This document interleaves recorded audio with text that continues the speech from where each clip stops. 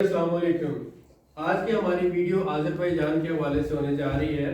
आज हमारे साथ हमारे मेहमान हैं टर्की से पाक इंटरनेशनल बिजनेस के हवाले से जो मलिक नासिर साहब और उसके साथ साथ बाबा फूड से बहुत ही फेमस पर्सनालिटी है, आप में से बहुत से लोग जानते होंगे, रामिश रिजवान साहब। तो इन दोनों के डिफरेंट सवाल होंगे। ये प्रॉपर्टी के हवाले से हमारे से आज इंशाल्लाह सवाल जवाब करेंगे और हमारे भाई जो हैं वो रेस्टोरेंट बिजनेस के हवाले से सवाल करेंगे। तो मैं ये कोशिश करूँगा कि जो मुझे पता है आप लोगों के साथ वो शेयर करूँ, ताकि मज़ीद जो लोग इस हवाले से प्रॉपर्टी के हवाले से प्लानिंग कर रहे हैं या अपनी फैमिली माइग्रेशन का प्लान कर रहे हैं, उनको एक टू द पॉइंट और रियल इंफॉर्मेशन मिल सके। तो चलते हैं सबसे पहले मलिक नासिर साहब की तरफ। अस्सलाम वालेकुम। सब लोग जानते हैं कि मैं तुर्की में पाक इंटरनेशनल बिजनेस प्रमोशन के नाम से जो चैनल चला रहा हूँ, तो मैं क्योंकि ट्रैवल भी करता रहता हूँ, अक्सर लोग मुझे ये समझते हैं कि मैं शायद किसी कंट्री में जा रहा हूँ तो मैं ऑफिस वहाँ पे नया अपना या मैं छोड़ के तुर्की जा रहा हूँ। तुर्की मेरा मुस्तकिल ठिकाना है और अल्हम्दुलिल्लाह मेरा बिज़नेस वहाँ पे बहुत अच्छा है। मैं काफ़ी अर्से से कर रहा हूँ, तो मेरे क्लाइंट भी जो है स्टिल मौजूद है वहाँ पे। ये मैं जो ट्रैवल करता हूँ तो ये मैं देखता रहता हूँ अपॉर्चुनिटीज़, और अगर मेरे सामने कोई चीज़ आती है तो फिर मैं कोशिश करता हूँ कि मैं वीडियो बना दूँ लोगों के लिए। और वैसे मेरा ऑफिस जो माल्टा में काम कर रहा है, तो आज मैं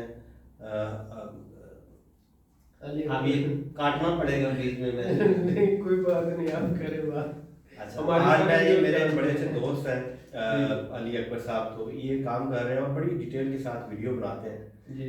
तो मैं इसलिए चाह रहा था, मैं आया यहाँ पे और इन्होंने भी मुझे इनवाइट किया और मैं ने सोचा कि चले यहाँ के हवाले से जो भी चीज़ें हैं, क्योंकि ये काफ़ी अर्से से यहाँ पे रह रहे हैं, तो जो चीज़ें स्पेशली प्रॉपर्टी सेटलमेंट के हवाले से या इन्वेस्टमेंट के हवाले से, क्योंकि मैं ज़्यादा काम वहाँ पे यही कर रहा हूँ और तुर्की में अभी दूसरे जो बिजनेस हैं या वो चीज़ें काफ़ी वहाँ पे प्रॉब्लम हो चुकी है।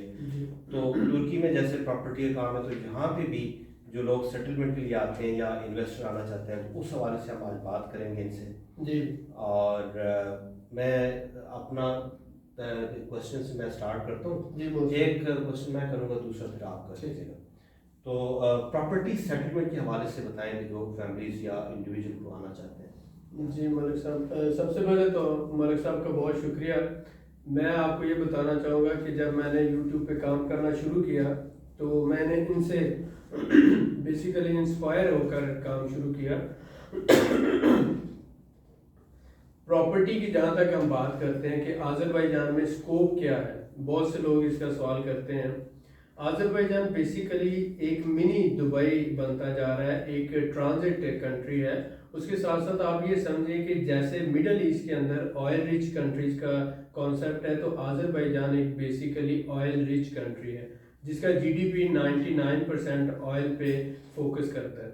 और यहाँ का एक मनात जो है इस वक्त पाकिस्तानी रुपीज़ में अगर बात करें तो 118 रुपये 120 रुपये का है। उसके साथ साथ लॉ एंड ऑर्डर की सिचुएशन जो है, यहाँ पर क्राइम्स ज़ीरो के बराबर हैं। और लिविंग के हवाले से आप ये समझें कि यहाँ का एनवायरनमेंट बहुत ही अच्छा है। 25% यहाँ पे जंगलात हैं, मुसलमान लोग हैं, और फूड का जो इशू जहाँ तक हम बात करें तो हलाल फूड हर जगह अवेलेबल है। पाकिस्तानियों की बहुत ज़्यादा रिस्पेक्ट की जाती है। तो बिज़नेस के हवाले से, इन्वेस्टमेंट के हवाले से अगर हम देखते हैं कि एक अच्छा कंट्री, तो हमें फिर टर्की, क्योंकि बहुत ज़्यादा सैचुरेटेड हो चुका है, तो टर्की के बाद सेकंड ऑप्शन जो नज़र आती है वो आज़रबाईजान की आती है। तो इस हवाले से, क्योंकि आज़रबाईजान का वीज़ा भी बड़ी आसानी से मिल जाता है, बहुत से लोगों को आजकल टर्की का वीज़ा नहीं मिल रहा, तो आज़रबाईजान का वीज़ा आप आसानी से बिज़नेस वीज़ा भी ले सकते हैं, विजिट वीज़ा भी ले सकते हैं। दूसरा ये कि टर्की ने ऑलमोस्ट 4 लाख तक पासपोर्ट का जो प्रोग्राम है, इन्वेस्टमेंट के ज़रिए आप पासपोर्ट लेते हैं तो वो $4 लाख तक ले गए। उसके साथ शहरों में अगर आप प्रॉपर्टी लेते हैं तो वो उसकी वैल्यू भी कम से कम 75,000 या इससे ज़्यादा होनी चाहिए डॉलर्स में, और गाँव में लेते हैं तो $50,000। तो वो भी इसमें फिर लिमिटेशंस आ गई हैं। ओवरऑल आप ये कह सकते हैं कि बहुत मुश्किल हो गया, ना होने के बराबर है, फॉरेनर के लिए काफ़ी डिफ़िकल्ट है। लेकिन जब हम आज़रबाईजान की बात करते हैं तो यहाँ पर अभी इनिशियल स्टेज में है। यहाँ पे प्रॉपर्टीज़ जो हैं, आप समझ लें कि तकरीबन 200 के करीब प्रोजेक्ट्स चल रहे हैं, और यहाँ की गवर्नमेंट ने फॉरेनर के लिए ये रखा है कि अगर आप सिर्फ $60,000 की प्रॉपर्टी लेते हैं तो आप मियाँ बीवी के साथ साथ बच्चों को भी अपने साथ रख सकते हैं। बहुत से जो लोग हैं आप ये देखें कि उनके प्रॉब्लम्स हैं कि बच्चे जिनकी उम्र 18 साल से ज़्यादा है वो हमसे सवाल पूछते हैं क्या हम बड़े बच्चों को अपने साथ रख सकते हैं। टर्की में ऐसा मुमकिन नहीं। उसके साथ साथ वालिदैन जो है उनको बहुत से लोग हैं वो कहते हैं मेरे वालिदैन मुझ पर डिपेंडेंट हैं, क्या मैं उन्हें अपने साथ रख सकता हूँ। तो आज़रबाईजान में ये मुमकिन है। लिहाजा एक तो लो बजट इनकम जिन लोगों की है $60,000 उनके लिए, और उसके साथ साथ फैमिली मेम्बर्स जिसमें बच्चे 3 हैं 4 हैं जिनकी उम्र ज़्यादा है वालिदैन है उन्हें साथ रखा जा सकता है। तो इसलिए एक अच्छी ऑप्शन जो है आज़रबाईजान में डेवलप होती है। जी अस्सलाम वालेकुम, मैं हूँ रामेश और आप मुझे मेरे चैनल बाबा फन RRC पे अक्सर देखते रहते हैं। और आजकल जो है मैं आज़रबाईजान में आया हूँ और यहाँ भी मैं व्लॉग्स बना रहा हूँ और आज़रबाईजान को कवर कर रहा हूँ। तो जो यहाँ के लीगल मामलात हैं मैं इतने कम अरसे में रह के ना उनको अच्छे तरीके से समझ सकता हूँ ना एक्सप्लेन कर सकता हूँ। तो इसलिए आज अली अकबर साहब हमारे साथ मौजूद हैं। सो फूड के हवाले से जो भी मेरे सवालात हैं वो मैं आज इनसे पूछूंगा। तो सबसे पहला हमारा सवाल ये है आपसे कि रेस्टोरेंट बिजनेस वाकई में कैसा है, और यहाँ पे हमें फास्ट फूड बिजनेस करना चाहिए, एशियन कुजीन का करना चाहिए, बारबेक्यू का करना चाहिए, जिस तरह मुख्तलिफ कुजीन्स हैं अरबिक उनका बिजनेस हमें यहाँ पे स्टार्ट करना चाहिए। जी सबसे पहला आपका सवाल है कि रेस्टोरेंट बिजनेस कैसे जी। तो आज़रबाईजान में जैसे हम देखते हैं कि एशियन कम्युनिटी बहुत कम है, जिनमें एशियन से मुराद इंडियन पाकिस्तानी लोग हैं बहुत कम तादाद से। यहाँ पर फॉरेनर्स ऑलमोस्ट जो आते हैं वो यूरोप से आते हैं, कोरिया से आते हैं, उसके अलावा यूके अमेरिका वगैरह से, और टर्किश लोग स्पाइसेस बहुत कम यूज़ करते हैं। और हम जो रेस्टोरेंट को फोकस करते हैं वो मोस्टली हमारा 80 to 90% होता है एशियन फूड। तो अगर हम फास्ट फूड की लाइन लेकर हैं जैसे कि बर्गर है, पिज़्ज़ा है या बारबेक्यू है, तो उसका एक अच्छा स्कोप यहाँ पर होगा अगर उसके साथ डिलीवरी को भी शामिल कर लिया जाए। ऑनलाइन डिलीवरी यहाँ पर वोल्ट के नाम से, जैसे वोल्ट है इसी तरह वोल्ट के नाम से ऑनलाइन डिलीवरी सर्विसेज काम कर रही है। तो ये डिपेंड करता है कि आप अपने, जैसे कि कोरोना के दौरान फूड का बिजनेस बहुत ज़्यादा ग्रो किया, ऐसे यहाँ पर भी आज़रबाईजान में भी जो ट्रेंड बढ़ा वो डिलीवरी का, होम डिलीवरी का ज़्यादा बढ़ा। तो आप फास्ट फूड को फोकस करते हुए और इस टर्किश कुजीन को फोकस करते हुए यहाँ पे रेस्टोरेंट बिजनेस कर सकते हैं। और बजट के हवाले से अगर हम बात करें तो 40-50 हज़ार डॉलर मिनिमम आपके पास होना चाहिए। और ऑनवर्ड अगर हम बात करें कंपनी रजिस्ट्रेशन है, फिर उसके बाद यहाँ पर बिजनेस रेजिडेंस है, तो ये सारी चीज़ें पॉसिबल हैं। तो इसमें सवाल ये है कि जो रेस्टोरेंट बिजनेस ओपन करना चाहते हैं वो अपनी प्रॉपर्टी बाय करें या रेंटल प्रॉपर्टी लें, और अगर वो रेंटल लेते हैं तो अच्छी जगह पे वो कितना रेंट उनको बनेगा, प्रॉपर्टी बाय करते हैं तो वो कितने कॉस्ट करेगी एक अच्छी जगह पे, टूरिस्ट प्लेस पे जहाँ पे रेस्टोरेंट बनाया जाता है। जी सबसे पहली बात तो मैं ये करूँगा कि आप, क्योंकि शुरू में आपने बिजनेस से स्टार्ट करना है तो आप रेंटल पे शुरू करें। अगर आप ये समझते हैं कि आपका जो कॉन्सेप्ट है बिजनेस का और आपका जो रेसिपी है फूड की वो सक्सेसफुल हुई है और लोगों ने अच्छा रिस्पांस दिया है, यहाँ पर बहुत सा जो टूरिस्ट आ रहा है मिडिल ईस्ट से आ रहा है, अरेबिक लोग आ रहे हैं, तो आप 80% उनको टारगेट करेंगे। उसके साथ साथ फिर जो लोकल दूसरे टूरिस्ट हैं, तो अगर आप सक्सेसफुल होते हैं तो उसके बाद फिर आप परचेजिंग की तरफ चले जाते हैं। तो ऑलमोस्ट जब हम रेंट की बात करते हैं तो $1500 से लेकर $2000 तक टूरिस्ट एरिया में एक अच्छा, जिसे हम कहते हैं 30-40 स्क्वायर मीटर का रेस्टोरेंट आपको मिल सकता है। तो अगर हम स्क्वायर मीटर के हिसाब से रेंट करें कमर्शियल प्लेस का तो वो ऑलमोस्ट तकरीबन $40 से $50 पर स्क्वायर मीटर के हिसाब से काउंट किया जाता है। अगर ऑफिस स्पेस का हो तो वो $20 पर स्क्वायर मीटर के हिसाब से होगा। तो इस तरह से आप वो तकरीबन कैलकुलेशन निकाल सकते हैं उसकी, और शुरू में आप रेंटल के ऊपर जाएं, जब थोड़ा सा सक्सेस मिले तो फिर आप जाएं उसको परचेजिंग की तरफ। फूड कर लें थोड़ा सा कोई बात नहीं, ठीक है। अच्छा, दूसरा अगला सवाल ये है कि यहाँ पे फूड अथॉरिटी का क्या उसे लाइसेंस लेना पड़ता है या बस आप आए और काम स्टार्ट कर दें, या जितने भी फूड बिजनेस जो है वो चलाने के लिए कौन कौन से जो है वो डॉक्यूमेंट्स बनवाने पड़ते हैं? जी, ये मैं पैटर्न में आपको बता देता हूँ। जैसे यूके, यूरोप और अमेरिका में होता है कि कोई भी रेस्टोरेंट जब आप बनाते हैं जी तो आपको फूड डिपार्टमेंट से उसका जो सर्टिफिकेशन लेना होती है, लाइसेंस लेना होते हैं। तो ये सारा यहाँ पर भी प्रोसेस है। ठीक है। उसके साथ साथ जो आपका कुक होगा उसको भी प्रॉपर लाइसेंस होना चाहिए, उसके बाद सर्टिफिकेशन होनी चाहिए, और ये जो आपने फूड सेल करना है उसकी भी सैम्पलिंग होगी और फिर अप्रूवल होगी। तो ये सारा प्रोसेस होगा। सबसे पहला काम कंपनी रजिस्ट्रेशन का है, ठीक है। उसके बाद आपने उसका लाइसेंस लेना है, उसके बाद अपनी बिजनेस टीआरसी लेनी है, और उसके बाद आप जगह लेकर इसको प्रोसेस करते हैं। तो समझ लें कोई ऑलमोस्ट $600 कंपनी रजिस्ट्रेशन का लगा लें। बिजनेस सेटअप आपने बनाना है, अपनी टीआरसी लेनी है, कोई $2000 उसका लगा लें, और उसके बाद कोई $500 आप वो सारे जो लाइसेंस हैं फूड अथॉरिटी से उसका।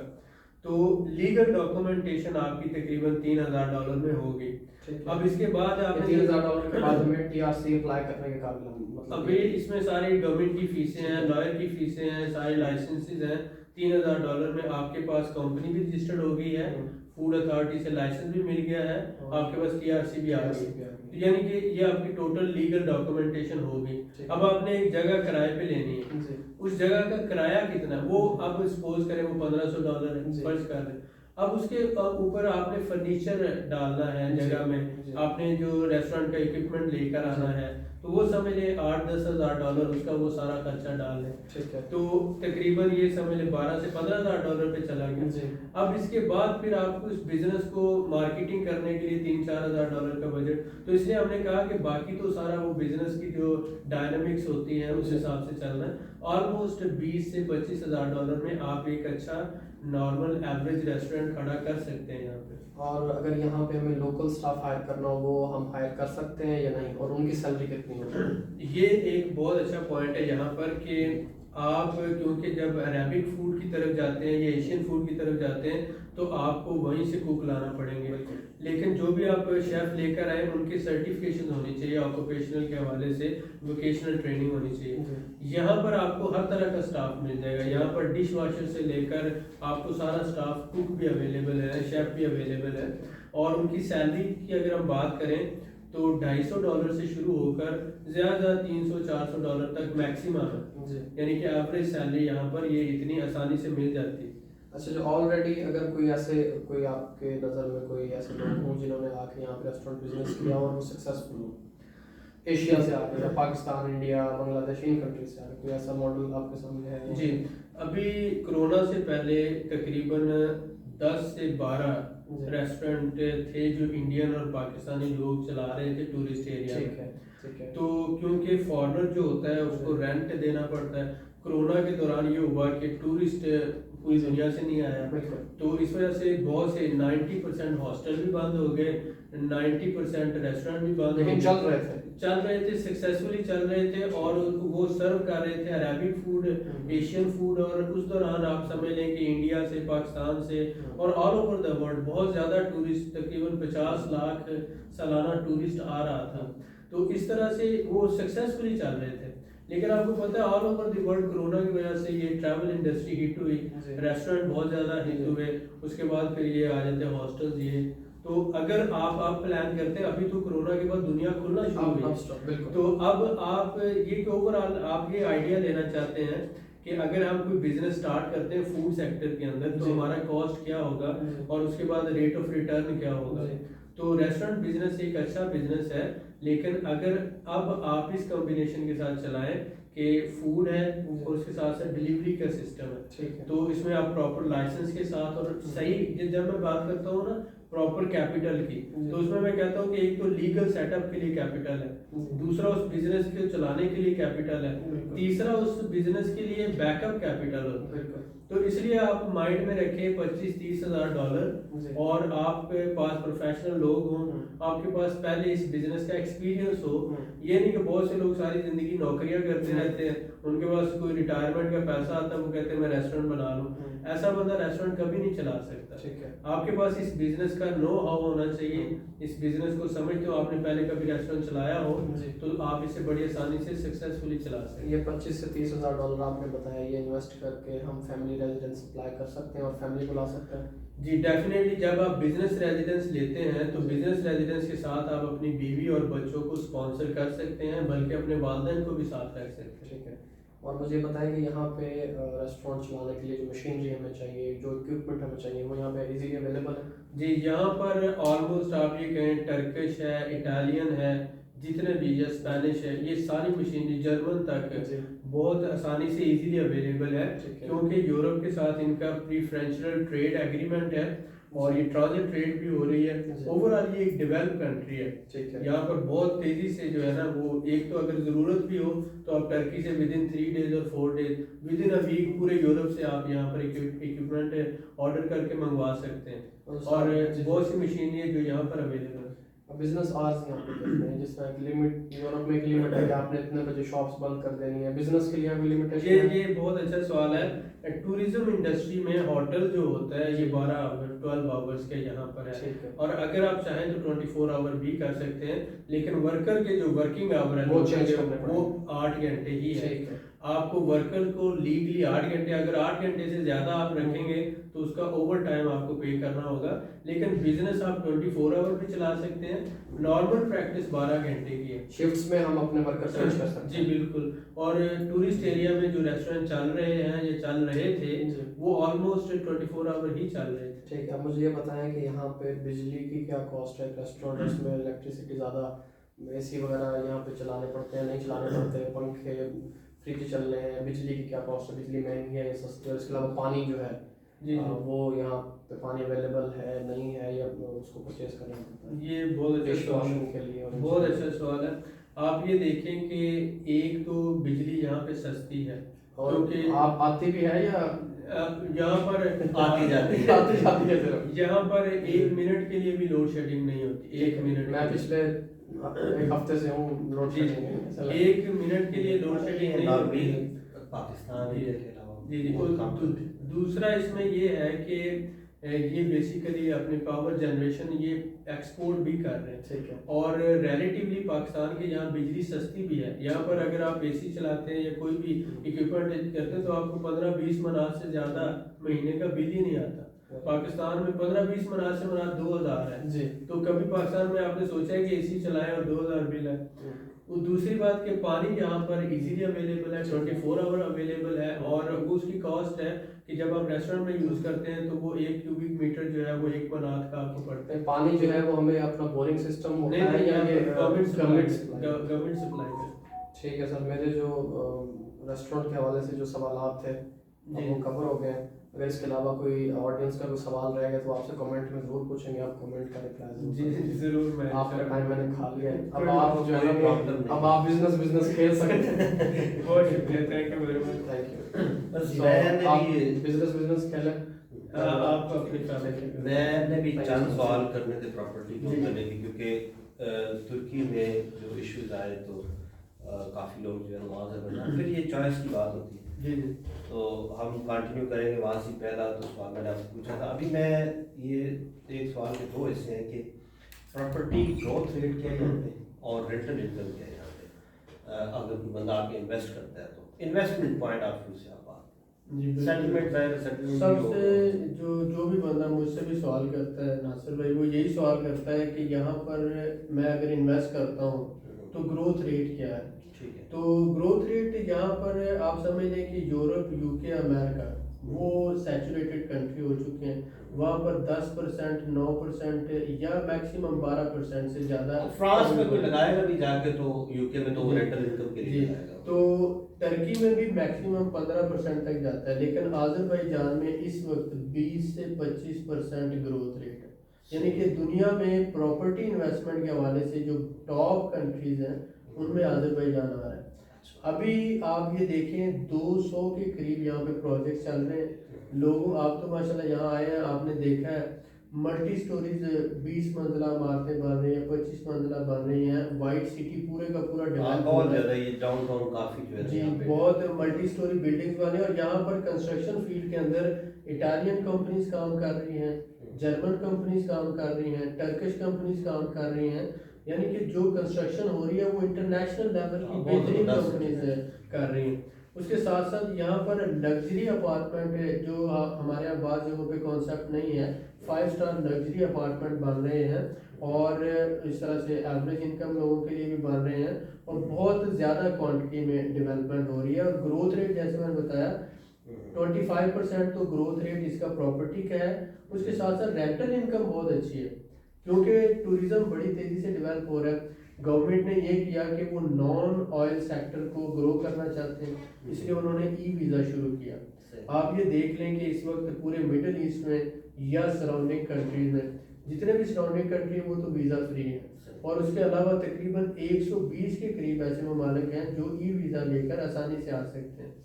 तो जब ऐसी सूरत हाल है तो एक तो सराउंडिंग में रशिया, यूक्रेन, उसके बाद टर्की है, उसके बाद इसी तरह से ईरान है, काजाकिस्तान है, जितने भी सेंट्रल एशियन स्टेट्स हैं ये सारे वीज़ा फ्री हैं और ये जैसे अपने घर से उठकर इधर आ जाते हैं, इसलिए टूरिज्म बहुत बढ़ रही है। मिडिल ईस्ट से आप देखें 50 लाख टूरिस्ट सालाना आ रहा है, तो जब इतना ज़्यादा टूरिस्ट आ रहा है तो वो रेंटल इनकम बहुत ज़्यादा बढ़ जाती है। 12% से 15% सालाना के हिसाब से रेंटल इनकम मिल रही है यहाँ तो जो टूरिस्ट प्रॉपर्टीज़ हैं 12 से 15% है। बहुत से लोगों को ये लगता है कि ये 12 से 15% नामुमकिन है, लेकिन ये यहाँ पर हो रहा है, तो 12 से 15% ईजीली आप ले सकते हैं। सही। और टाइटल डीड जो ट्रांसफर होती है यहाँ पे उसका क्या था? जी, ये जैसा कि माशाल्लाह आपका टर्की का बहुत अच्छा एक्सपीरियंस है, वहाँ पर जब टाइटल डीड बनाई जाती है तो उसके ऊपर प्रॉपर्टी की वैल्यू भी लिखी जाती है।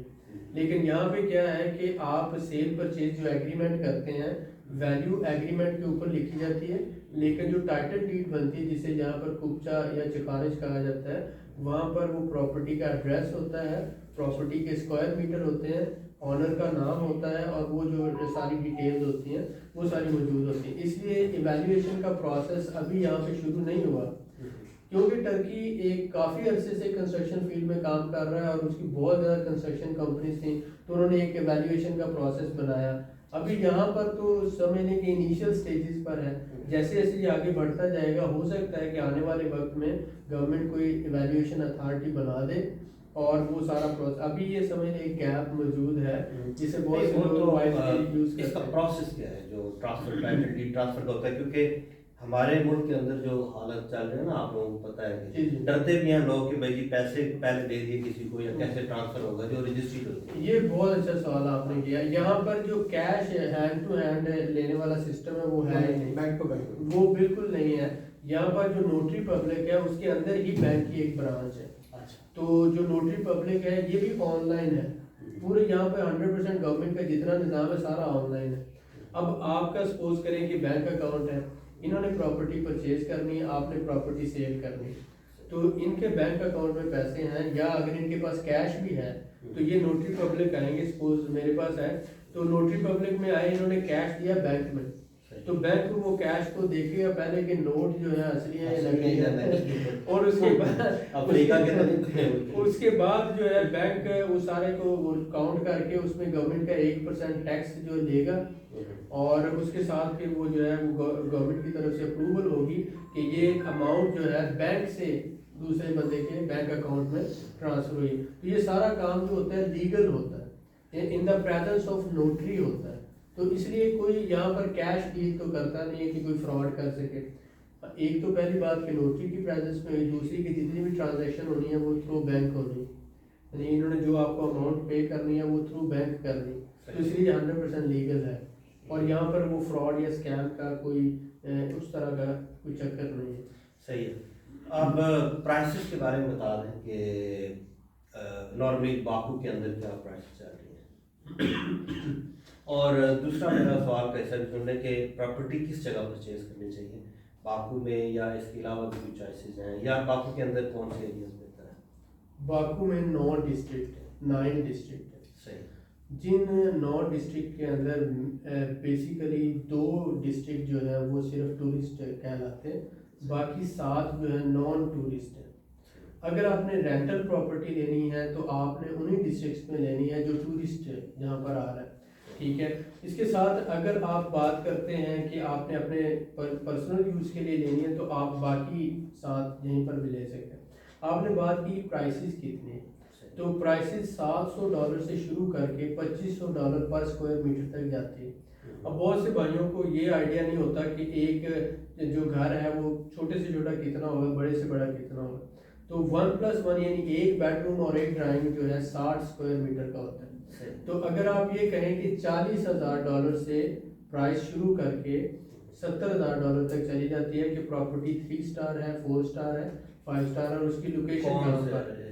तो इसलिए अब दूसरा गवर्नमेंट ने ये रखा है कि आप प्रॉपर्टी तो चाहे 40,000 की ले लें, आपके नाम ट्रांसफ़र हो जाएगी, लेकिन उसके ऊपर आपको प्रॉपर्टी रेजिडेंस नहीं मिलेगी। उसके लिए ज़रूरी है कि आपकी प्रॉपर्टी की जो वैल्यू है वो $60,000 के इक्वल हो, यानी कि मनात में 1 लाख मनात, ये गवर्नमेंट का कानून है। तो इसलिए ये हो सकता है कि आप 2 प्रॉपर्टीज खरीदें $30,000 की और $40,000 की, तो वो दोनों की मिलाकर जो टोटल वैल्यूएशन करें तो वो हो जाए $60,000 या $70,000। तो आप फॉरनर के तौर पर प्रॉपर्टी रेजिडेंस कर सकते हैं। बहुत से लोग ये चाहते हैं कि वो प्रॉपर्टी लें और उसको रेंटल पर्पस के लिए यूज़ कर लें। बिल्कुल, मेरा नेक्स्ट क्वेश्चन यही था, आपने खुद से जवाब। अब उसमें ये होता है कि 2 प्रॉपर्टी यानी परचेज करके भी आप 60,000 की वैल्यू। और बहुत से ऐसे हमारे भाई हैं जो कहते हैं कि मैं जापान में रह रहा हूँ, मिडिल ईस्ट में रह रहा हूँ, सऊदी अरेबिया में रह रहा हूँ, मैं खुद ट्रैवल नहीं करना चाहता, लेकिन मैं चाहता हूँ कि मेरा सेकंड सोर्स ऑफ इनकम बन जाए, लेकिन मेरी पेमेंट की सिक्योरिटी भी रहे। तो उनके लिए फिर हम ये कहते हैं कि आप $30,000 की या $35,000 की एक प्रॉपर्टी खरीद लें और वो आप उनको रेंट पे दे दें, वहाँ से मंथली आपको किराया आता रहेगा, यानी वो प्रॉपर्टी के आप ऑनर हैं। अब आपको अगर वो किराएदार ढूंढने में या उसकी मैनेजमेंट में इश्यूज हैं तो वो हमारी कंपनी आपको 20% वो किराए का आप हमें देंगे, तो हम वो 20% सर्विसेज पे आप वो प्रॉपर्टी मैनेज कर सकते हैं। 20% मंथली या वो जो मंथली इनकम आ रही है जो उसका 20%। सपोज करें कि आपका 100 मनात आ रहा है तो 20 मनात हम लेंगे, तो 80 जो मनात होंगे वो आपके अकाउंट में ट्रांसफर कर दिए जाएंगे। आपके लिए किराएदार ढूंढना, आपके लीगल इश्यूज को देखना, प्रॉपर्टी की मेंटेनेंस, ओवरऑल सारा जो मामला है उसको देखना, वो हमारी कंपनी की जिम्मेदारी होगी। ठीक है। अब इसमें ये पॉइंट आ जाता है कि वो प्रॉपर्टी आप 30,000 में ले रहे हैं, आपने वो थ्रेशोल्ड लिमिट 60,000 वाली टच नहीं की, लेकिन वो प्रॉपर्टी आपको 2 फायदे दे रही है। एक फायदा मंथली इनकम दे रही है, दूसरा वो प्रॉपर्टी की वैल्यू 25% सालाना अप्रिशिएट कर रही है। अच्छा, तो हो सकता है कि 2 साल बाद वो प्रॉपर्टी खुद ब खुद ही $60,000 की हो जाए। ये रेंटल इनकम यहाँ बाकू में ही है या किसी और सिटी में भी आप? क्योंकि ऑल ओवर द वर्ल्ड जैसे जितना भी दुनिया से टूरिस्ट आता है तो वो इस्तांबुल आता है, इस तरह यहाँ पर भी जितना टूरिस्ट आता है इस्तांबुल ही तुर्की समझा जाता है। जी, तो इसी तरह से बाकू को ही आज़रबाईजान समझा जाता है। तो रेंटल इनकम जो है ऑल ओवर दी कंट्री सिर्फ बाकू में, और बाकू में भी 2 डिस्ट्रिक्ट में है, बाकी 7 डिस्ट्रिक्ट में अगर आप लेते हैं तो प्रॉपर्टी आपको सस्ती भी मिलेगी और बड़ी प्रॉपर्टी आप ले सकते हैं, लेकिन उसका रेंट थोड़ा कम मिलेगा आपको। सही है। अच्छा, अभी फार्मिंग के हवाले से और लैंड के हवाले से बात करते हैं। पहले तो ये बताएं कि लैंड जो है यहाँ पे जी फर्ज किया कि कोई आदमी खरीदना चाहता है तो उसका क्या तरीका, खरीद सकता है या नहीं खरीद सकता? इसको थोड़ा आसान लफ्जों में बताइएगा ताकि ये मुझे भी डाउट हुआ। लैंड मतलब सादी जमीन, इस पे कुछ बना हुआ ना। अभी तुर्की में तो लैंड जो है वहाँ पे खरीद सकता है, चाहे वो एग्रीकल्चर हो या वैसे आप इन्वेस्टमेंट पॉइंट आप कोई फॉरनर को वहाँ पे रिस्ट्रिक्शन नहीं है। अलावा इसके कि कोई मखसूस एरियाज हैं जो गवर्नमेंट के अंदर है या कोई आर्मेड फोर्सेस के एरिया? सिंपल इसका जवाब ये है कि फॉरनर लैंड नहीं खरीद सकता। सही। ऐसी लैंड जिसके ऊपर घर नहीं बना हुआ, ऐसी लैंड जहाँ पर एग्रीकल्चर काम होता है वो खरीद नहीं सकता फॉरनर। लेकिन आप फॉरनर उतनी देर तक हैं जितनी देर तक आपको पासपोर्ट नहीं मिला। तो इसलिए यूरोपियन कंपनीज या जो दूसरे लोग हैं वो क्या करते हैं कि आके यहाँ पे कंपनी बनाते हैं, कंपनी बनाकर कंपनी के नाम पर 30 साल के लिए या 50 साल के लिए या 90 साल के लिए लीज ले लेते हैं। अब क्योंकि ज़मीन सस्ती है तो वो कंपनी के नाम पर 90 साल के लिए लीज हो गई। अब आप यहाँ पर रह रहे हैं तो 7 साल बाद तो आपको पासपोर्ट मिल जाना है। जब 7 साल बाद आप पासपोर्ट लेते हैं तो आप कंपनी से अपने नाम ट्रांसफर कर लेते हैं लैंड, तो आप तब तक नहीं खरीद सकते जब तक आप फॉरनर हैं। अगर आपके पास इतना पैसा है कि आप ज़मीन खरीद सकते हैं तो आप $60,000 का यहाँ पे घर लें और उसकी बेस पर बाकी पैसों की आप लैंड लेके कंपनी के नाम कर लें। और जब आपके 7 साल पूरे होंगे, पासपोर्ट आपका बन जाएगा, उतनी देर तक आप कंपनी के नाम से उसी ज़मीन को इस्तेमाल कर रहे हैं, आपकी कंपनी उसी को यूज़ कर रहे हैं, लेकिन उसके बाद आप वो अपने नाम ट्रांसफ़र कर लेते हैं। तो ये मेथड यहाँ पे यूज़ होता है। इसमें यह था कि हम लैंड लेके ऊपर घर नहीं बना सकते हैं, या बना बनाया ही लेना है हमने। उसका भी एक हल है कि मसलन मैं यहाँ पे लोकल हूँ, आप लोकल बंदा बीच में डालते हैं, आपको ये जगह पसंद आ गई है, फ्रंट मैन मुझे बना देते हैं। मसलन मैं मिसाल दे रहा हूँ, किसी और को बना रहे, बाकी बाद में लोग कहेंगे अपने नाम से सारा कुछ लगाना चाहते हैं। किसी भी लोकल बंदे को बीच में डाल के आप उसके नाम पर वो लैंड ले लेते हैं, 2-3 महीने में घर तैयार कर लेते हैं। जैसे ही घर तैयार होता है तो आप उस बंदे वो आपको सेल कर देता है, तो आप पैसे उस यानी बैंक में जाके उसके नाम दे देते हैं, वो बैंक उसके नाम वो सारा ट्रांसफर हो जाएगा। ये सारा प्रोसेस नोटरी पब्लिक में। और पता नहीं कि बाहर के पैसे तो पाकिस्तानी हम लोग जैसे बात करते हैं। जैसे नोटरी से बाहर हमारे तो रोज के ड्रामे बनते हैं। नोटरी से बाहर आप 2-4 बंदे खिला रहे हो अपने रोके हुए नहीं, उसमें ये बात आ गई कि वो 2-3-6 महीनों में घर ऑलमोस्ट यहाँ पे बन जाता है। तो आप जैसे घर बना, वो घर के डॉक्यूमेंट कंप्लीट हुए, आप उस घर को अपने नाम, अगर आपको फर्ज करें 1 मिनट के लिए कि आपको उस बंदे पर यकीन नहीं है, आप अपनी 100% सिक्योरिटी चाहते हैं, तो सिंपल सोल्यूशन, आप अपनी $600 में कंपनी रजिस्टर्ड कराएं, कंपनी के अकाउंट में आप पैसे डिपॉजिट कराएं और कंपनी के नाम पर आप वो ज़मीन खरीद लें। उसका 1% गवर्नमेंट को टैक्स देना पड़ता है। 6 महीनों के अंदर उस जमीन के ऊपर घर तैयार करें, फिर वो आपकी कंपनी आपको घर बेच देगी। ठीक हो गया? अच्छा, मुझे तो आप कभी आगे धोखा भी नहीं करेंगे। अच्छा, कंस्ट्रक्शन यहाँ पे सस्ती है या महंगी है? कंस्ट्रक्शन का क्या है? कंस्ट्रक्शन की कॉस्ट अगर आप देखें तो पाकिस्तान में भी आपको पता है कि 3 स्टार, 4 स्टार, 5 स्टार या A+, B ग्रेड, वो इस तरह से ग्रेडिंग की होती है, तो 2 से 3 ग्रेडिंग के लेवल होते हैं। तो इस तरह से 300 मनात मिनिमम से शुरू करके ये तकरीबन 1000, 1200, 1500 मनात तक जाता है। डिपेंड करता है कि आप इंटीरियर कैसा डिज़ाइन ले रहे हैं, मटेरियल किस तरह का यूज़ कर रहे हैं, आप 4 स्टार, 5 स्टार किस तरह की प्रॉपर्टी। लेकिन एवरेज की अगर हम बात करें तो 500 से 700 के दरमियान वो हो जाता है पर स्क्वायर मीटर की बात कर रहा हूँ। कंस्ट्रक्शन, जी, कंस्ट्रक्शन कॉस्ट। अच्छा, फार्मिंग के बाद से बात करते हैं कि यहाँ पे फार्मिंग कैसी है? फार्मिंग जैसे आपका कॉन्सेप्ट है पाकिस्तान में कि ओपन फार्मिंग हो, तो यहाँ पर वो ओपन फार्मिंग का कॉन्सेप्ट नहीं है।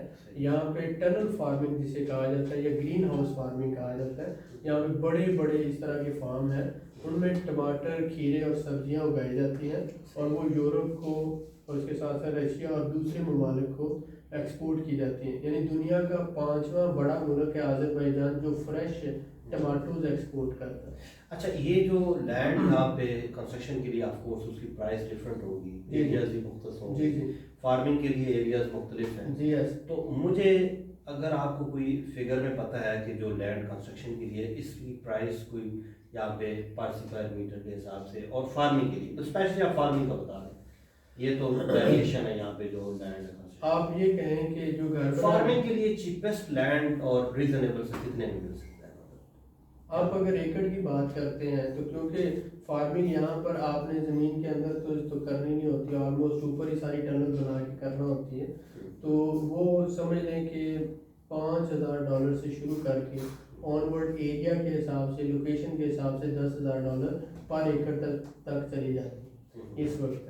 अब ये डिपेंड करता है कि आप एरिया कौन सा ले रहे हैं, गांव के पास ले रहे हैं, रोड के पास ले रहे हैं और दरिया वगैरह पानी का जो सोर्स है उसके पास ले रहे हैं, तो इस हिसाब से वो लैंड की लोकेशन के हिसाब से उसकी प्राइस चेंज करेगी।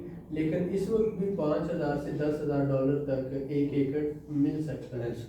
लेकिन अगर वही ज़मीन आप लीज पे लेते हैं तो वो इससे भी सस्ती मिल वो जाती है। उस इन्वेस्टमेंट को फ़ायदा भी है इन फ्यूचर में, आप क्या समझते हैं कि अगर फार्मिंग के लिए कंपनी की बेस पे आप जो लेते हैं? देखें, आप एज ए बिजनेसमैन हैं, कोई भी इन्वेस्टमेंट करते हैं तो वो एज ए बिजनेस आपके वो सारा आ रहा है ना रिकॉर्ड में, उसी की बेस पर आप बिजनेस रेजिडेंस ले सकते हैं, अपनी फैमिली को स्पॉन्सर कर सकते हैं। मसलन जो एग्रीकल्चरल लैंड आप लेंगे वहाँ पे आप ग्रीन हाउस फार्मिंग करते हैं, कॉ फार्मिंग करते हैं, गोट फार्मिंग करते हैं, तो वो आप एक बिजनेस कर रहे हैं। जब आप बिजनेस कर रहे हैं तो आपको उसकी बेस पर बिजनेस रेजिडेंस मिलती है। और उसके साथ साथ आप अपनी फैमिली को, बच्चों को, सबको स्पॉन्सर कर सकते हैं। सही है।